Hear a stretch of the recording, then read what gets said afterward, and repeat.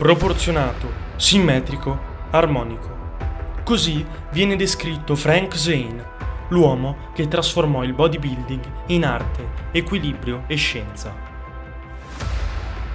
Non era il più grosso, non era il più forte, eppure ha battuto Arnold Schwarzenegger. Come ci è riuscito? Con un metodo segreto che oggi vi svelerò passo dopo passo. Intanto ti ricordo di iscriverti al canale per non perdere i prossimi video e i nuovi contenuti. Buona visione!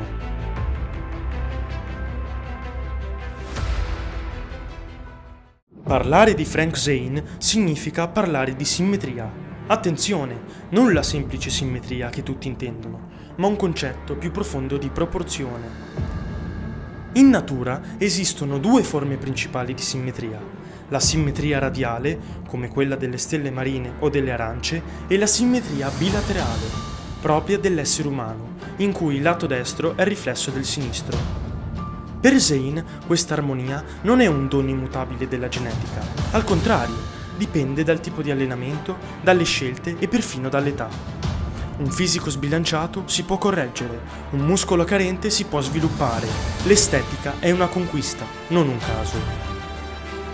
Il successo, secondo Zane, si può racchiudere in un'equazione, learn. Il risultato finale, la grandezza, dipende da 4 fattori in equilibrio: exercise, allenamento con i pesi, stretching, aerobica, attitude, l'atteggiamento, fatto di pensieri, parole, azioni, e rest and nutrition, i 2 elementi di recupero e nutrizione fondamentali e spesso molto trascurati. Difatti, nessun elemento può dominare sugli altri, solo l'equilibrio genera la vera estetica. Ma cosa rende unico il metodo Zane? Prima di tutto, la consapevolezza. Ogni ripetizione deve essere fluida, ritmica, precisa. La fase negativa, più lenta della positiva, mantiene il muscolo sotto tensione, creando crescita reale. L'arco di movimento deve stimolare il pump, senza mai bloccare le articolazioni. La respirazione è parte integrante. Bisogna inspirare ed espirare nel ritmo del peso, senza mai trattenere il respiro.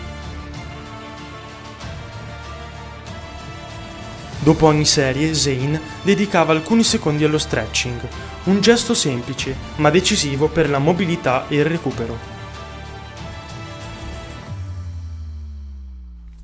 Per aumentare l'intensità, Frank utilizzava diverse strategie: variazioni della velocità nella fase negativa, contrazioni isometriche di resistenza, quando non era più possibile completare altre ripetizioni, e drop set o rest pose, dosati con attenzione a seconda degli obiettivi, con un recupero più lungo per la fase di massa e più intensità per la definizione.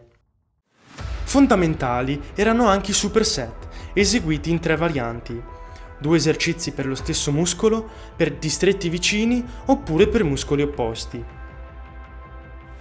In fase di massa, Zane preferiva 8-12 ripetizioni, mentre in definizione arrivava fino a 30. Ma in ogni caso la priorità non era il numero, era il tempo sotto tensione.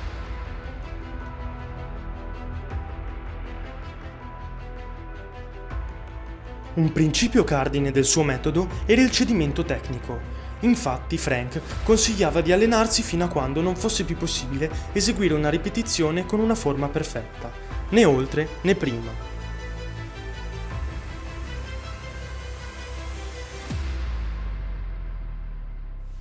Un allenamento completo, secondo Zane, includeva 10-12 esercizi, 3 o 4 per gruppo muscolare, senza mai sacrificare la qualità per la quantità.